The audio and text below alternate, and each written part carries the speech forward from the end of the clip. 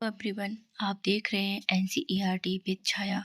अभी तक आपने मेरे चैनल को सब्सक्राइब नहीं किया है तो सब्सक्राइब जरूर सी कर लें। तो आज हम पढ़ने वाले हैं क्लास 6 बसंत बुक का चैप्टर नंबर 4, जिसका नाम है चांद से थोड़ी सी गप्पे।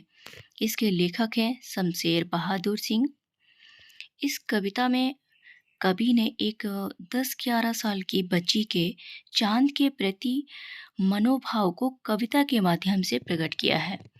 चलिए पाठ पढ़ना आरंभ करते हैं। चांद से थोड़ी सी गप्पे। 10-11 साल की बच्ची है, वो चांद देखकर उसे गप्पे सप्पे करती है, उससे बातें करती है। क्या क्या सोचती है उस चांद के बारे में। अक्सर छोटे बच्चे कभी चिड़िया से बातें करते हैं, कभी चांद से बातें करते हैं। उनके मन में बहुत कुछ चलता है।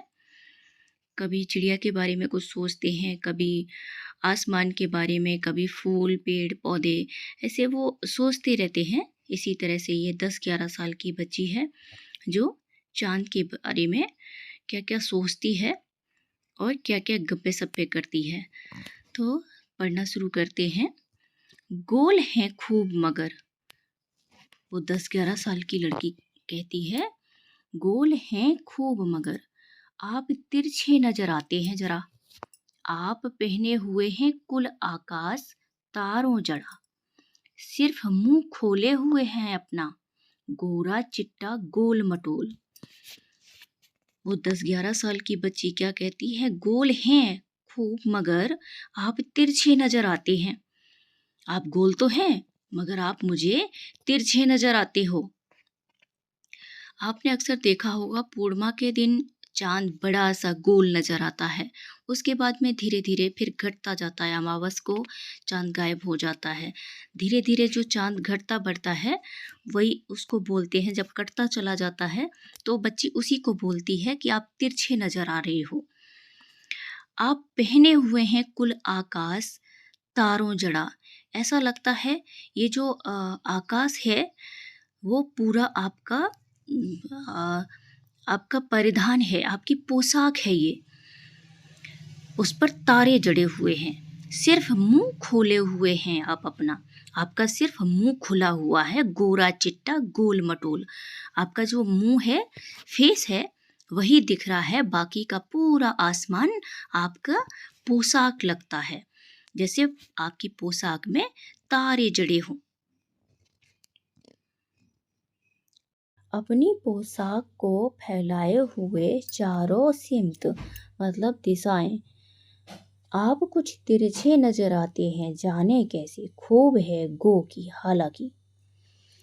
अपनी पोशाक को फैलाए हुए चारों दिशाओं में आप कुछ तिरछे नजर आते हैं, जाने कैसे।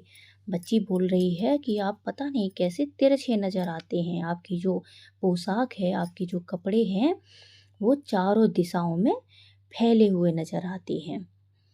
वाह जी वाह, हमको बुद्धू ही निरा समझा है। निरा मतलब पूरा, बुद्धू मतलब बेवकूफ। चांद से कहती है बच्ची, वाह जी वाह, हमको पूरा बेवकूफ समझा है। हम समझते ही नहीं जैसे कि आपको बीमारी है। आप हमें बेवकूफ समझते हो कि जैसे हम कुछ नहीं समझते हैं कि आपको बीमारी है। अब क्या बीमारी है आगे बताती है। आप घटते हैं तो घटते ही चले जाते हैं। आप बढ़ते हैं तो बस यानी कि बढ़ते ही चले जाते हैं। दम नहीं लेते हैं जब तक बिल्कुल ही गोल ना हो जाएं। बच्ची बोलती है आपको बीमारी है। आप जब घटते हैं तो घटते ही चले जाते हैं, और जब आप बढ़ना शुरू करते हैं तो बढ़ते ही चले जाते हैं। दम नहीं लेते, दम मतलब सांस नहीं लेते हैं जब तक बिल्कुल ही गोल ना हो जाए। पूर्णिमा के दिन चांद पूरा गोल हो जाता है ना, तो वो उसी को बोलती है। पूर्णिमा के बाद फिर धीरे धीरे चांद घटना शुरू हो जाता है, फिर अमावस्या को गायब हो जाता है।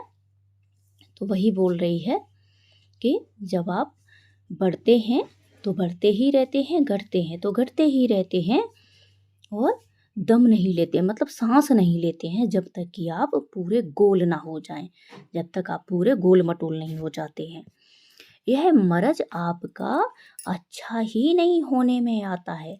ये जो आपका मरज है, जो आपकी बीमारी है, मरज मतलब बीमारी, जो आपकी ये बीमारी है वो अच्छा होने का नाम ही नहीं लेती है। तो इसके राइटर कौन है? शमशेर बहादुर सिंह। ये आप याद कर लीजिए, ये आपको याद होना चाहिए। तो आई होप बच्चों समझ में आ गया होगा। तो मिलते हैं